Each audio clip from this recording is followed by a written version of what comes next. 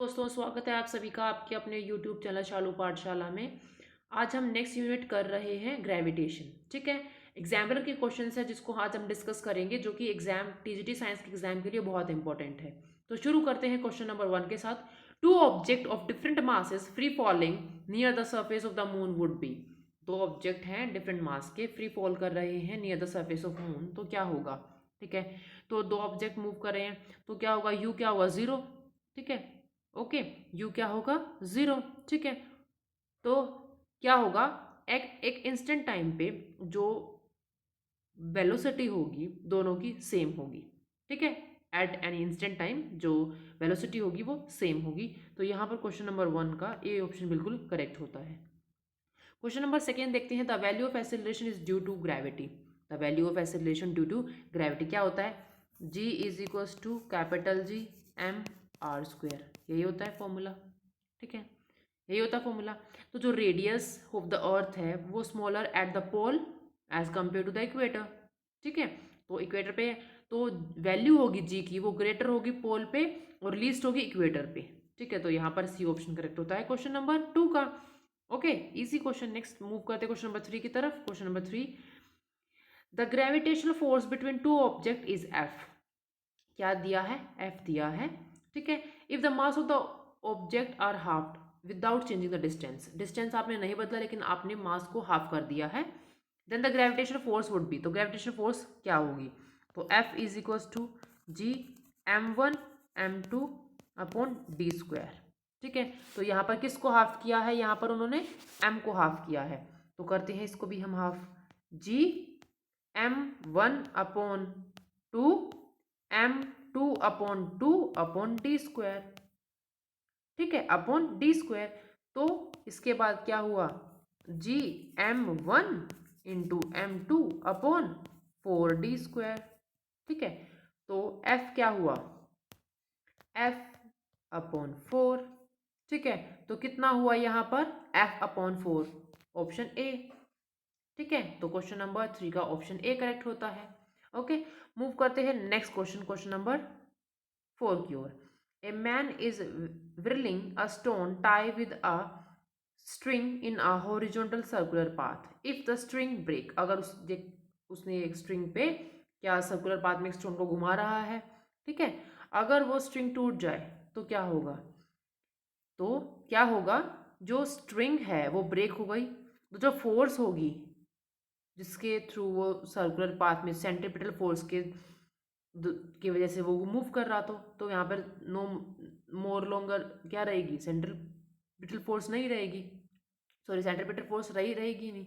ठीक है, तो स्टोन है वो मूव करेगा स्ट्रेट लाइन में। ठीक है, tangent to the circular path, जो उसका सर्कुलर पाथ था उसके स्ट्रेट मूव करेगा। ठीक है, तो यहाँ पर ऑप्शन स्ट्रेट मूव करेगा with a will move along a straight line tangential to the circular path. तो यहाँ पर क्वेश्चन नंबर 4 का सी ऑप्शन बिल्कुल सही हो जाता है। ऐसे मूव कर रहा है वो। ठीक है, ऐसे स्टोन बांधा है उसने और ऐसे ऐसे मूव कर रहा है, तो यहाँ पे सेंट्रीपिटल फोर्स लग रही है। ठीक है, तो क्वेश्चन नंबर 5 देखते हैं फिर। क्वेश्चन नंबर 5 है, an object is put one by one in a three liquid having different density. तीनों की डिफरेंट डिफरेंट डेंसिटी है। ठीक है, the object float with 1/9, 2/11 and 3/5, 7 part of their volume outside the liquid. Surface in the liquid of density d1, d2 and d3 respectively. Which of the following statement is correct? आपको इसमें से correct statement बतानी है। ठीक है, आपको इसमें से करेक्ट स्टेटमेंट बतानी है। ठीक है, ओके, तो कैसे मूव होंगे, d1 d2 d3। तो यहाँ पर d1 d2 3 में कौन है, डी ऑप्शन बिल्कुल करेक्ट है क्वेश्चन नंबर किसका, क्वेश्चन नंबर 5 का। ओके, फिर चलते हैं क्वेश्चन नंबर 6 की ओर। क्वेश्चन नंबर 6 है, in the relation f is equals to G M into small m upon d square the quantity g। यहाँ पर g क्या है, यहाँ पर g क्या है, यूनिवर्सल कांस्टेंट। क्या है, यूनिवर्सल कांस्टेंट। याद आया, क्या है यहाँ पर, यूनिवर्सल कांस्टेंट। तो डी ऑप्शन बिल्कुल करेक्ट होता है क्वेश्चन नंबर 6 का। ठीक है, न्यूटन कांस्टेंट, यूनिवर्सल कांस्टेंट। ठीक है, ओके, कितनी होती है वैल्यू जी की, बता देते हैं। 6.6 into 10⁻11 newton metre square kg per kg square. ठीक है, तो यहाँ पर आपको इतना पता चल गया होगा। नेक्स्ट क्वेश्चन देखते हैं फिर। Law of gravitation gives the gravitational force between, law of gravitation gives the gravitational force between any two bodies having some mass. ठीक है, तो यहां पर क्या होता है, कौन सा क्वेश्चन आंसर ठीक होता है, C, any two bodies having some mass. Okay, question number 8 देखते हैं। The value of the quantity G in the law of gravitation क्या है, the law of gravitation is independent of क्या, mass and radius of the earth. किससे independent है, mass, किससे independent है, the independent of mass and radius of the earth. तो यहाँ पर क्या है, डी ऑप्शन करेक्ट होता है क्वेश्चन नंबर 8 का। क्वेश्चन नंबर 9 देखते हैं फिर। Two particles are placed at some distance, दो पार्टिकल्स को आपने एक डिस्टेंस पे प्लेस किया है।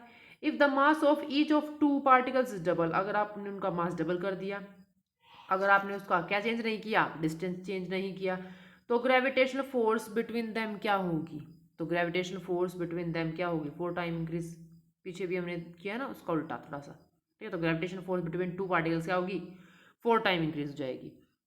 ठीक है, ओके, 4 टाइम इंक्रीज हो गई है। ओके, मूव करें नेक्स्ट क्वेश्चन की ओर। The atmosphere is held to the earth by, the atmosphere held to the earth by क्या, ग्रेविटी। तो ऑप्शन ए करते हैं क्वेश्चन नंबर 10 का। क्वेश्चन नंबर 11 की तरफ मूव करते हैं फिर। क्वेश्चन नंबर 11 है, the force of attraction between two unit point mass is separated by a unit distance is called, क्या था वो, क्या था वो, यूनिवर्सल ग्रेविटेशन कांस्टेंट। इस चैप्टर में शुरू होते ही हम यही पढ़ते हैं, यूनिवर्सल ग्रेविटेशन कांस्टेंट। ठीक है, तो डी ऑप्शन करेक्ट है। क्वेश्चन नंबर नेक्स्ट देखते हैं। The weight of an object at the centre of the earth of radius R is, क्या होगा, क्या होगा यहाँ पर, g into M1 M2 upon R2, तो रेडियस 1, तो यहाँ पर क्या होगा, F is equals to G, sorry यहाँ पर क्या वेट पूछा है ना, तो weight of the object at centre, of centre पे पूछा है अर्थ के, तो वो होगा 0, क्या होगा 0। ठीक है, तो weight of an object at the centre of the earth, तो एक्सेलरेशन ड्यू टू ग्रेविटी क्या हो, 0 at the centre of the earth. ठीक है, तो weight on an object at the centre of the earth, तो क्या होगा m इंटू जी, तो m into 0 is equal to 0। तो यहाँ पर 12 क्वेश्चन का क्या होगा, 12 क्वेश्चन का ऑप्शन ए करेक्ट होगा। ठीक है, कौन सा ऑप्शन होगा, ए करेक्ट होगा, 0। ठीक है, क्वेश्चन नंबर 13 की तरफ, क्वेश्चन नंबर 13 देख लेते हैं अब। An object wait 10 Newton in air when emerge fully in water, जब आप उसको पानी में डालोगे, it way only 8 Newton, 8 Newton बच गया है। The weight of the liquid displace by the object, कितना पानी डिस्प्लेस किया होगा, वेट एयर में देखा 10 न्यूटन था, पानी में देखा 8 न्यूटन था। ठीक है, the weight of the liquid displace by the object, तो लॉस कितना लॉस किया है, कितना लॉस करेंगे, माइनस करते हैं, माइनस करते ही क्या आएगा, हमें पता चल जाए कितना लॉस किया है, तो 10 माइनस सॉरी कितना 10 माइनस 8 इज इक्वल्स टू 2, तो यहाँ पर ऑप्शन ए करेक्ट हो जाता है। ठीक है, तो 10 माइनस 2, ये object of the weight displace by the liquid, कितना लिक्विड बाहर निकला है ना, तो 2 न्यूटन। ठीक है, वो कितना डिस्प्लेस किया है उस ऑब्जेक्ट के वेट ने लिक्विड को, तो यहाँ पर 2। ठीक है, नेक्स्ट क्वेश्चन देखते हैं। A girl stand on a box having 60 centimetre length, 40 centimetre breadth and 20 centimetre width. ठीक है, यहाँ तक पढ़ लिया। Next, in which of the following cases pressure exerted by the brick will be, क्या प्रेशर होगा, तो maximum when breadth and width form the same base, अगर दोनों सेम बेस कर रहे हैं तो उस टाइम पे ज़्यादा होगा। ठीक है, तो उस टाइम पे ज़्यादा। Surface area and pressure are inversely proportional, surface area and pressure are inversely proportional in this. ठीक है, तो यहाँ पर क्वेश्चन नंबर 14 का ऑप्शन कौन सा, देखो pressure is equals to force upon area, weight upon area. ठीक है, तो weight of the girl is the same in all the 3 cases ना, ठीक है, तीनों केसेस में सेम होगा। तो जब breadth and width form the same base, तो यहाँ पर क्या है, बी ऑप्शन बिल्कुल करेक्ट हो जाएगा। ओके, क्वेश्चन नंबर 15 देखते हैं अब। An apple fall from a tree because of gravitation attraction between earth and the apple. Apple गिरी थी नीचे, क्यों, ग्रेविटेशन अट्रैक्शन हुआ था, ठीक है। If F1 is the magnitude of force exerted by the earth, अगर F1 है वो मैग्नीट्यूड ऑफ फोर्स है जो कि अर्थ ने एक्सर्ट किया है on the Apple, F2 magnitude force exerted by the Apple on the earth, अब एप्पल ने किया है, देन क्या होगा, क्या F1 F2 इक्वल होंगे, या F1 ज़्यादा होगा F2 ज़्यादा होगा, या फिर थोड़ा सा फर्क होगा, ठीक है। तो यहाँ पर क्या होगा, जो F1 और F2 हैं वो इक्वल होंगे as Newton law of gravitation, ठीक है, equal and opposite, Newton third law of motion जो था। If an object exert a pressure on another object, then the second object exert an equal and opposite, ठीक है। तो यहाँ पर क्या होगा, डी ऑप्शन होगा क्वेश्चन नंबर 15 का, ठीक है। तो 15 क्वेश्चन का क्या होगा, ऑप्शन डी होगा, ठीक है। तो फिर आज के लिए ग्रेविटेशन का टॉपिक इतना ही, ठीक है।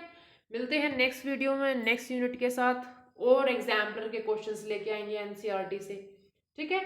तब तक के लिए थैंक यू। अगर आपको वीडियो अच्छी लगी तो प्लीज़ लाइक करें, शेयर करें, सब्सक्राइब करें आप अपने यूट्यूब चैनल शालू पाठशाला को। मिलते हैं कल नेक्स्ट वीडियो में नेक्स्ट टॉपिक के साथ। थैंक यू, और प्लीज़ एग्जाम्पलर के क्वेश्चन ज़रूर करके जाना, एनवीएस का एग्जाम वहीं से आया हुआ था। Okay, thank you all.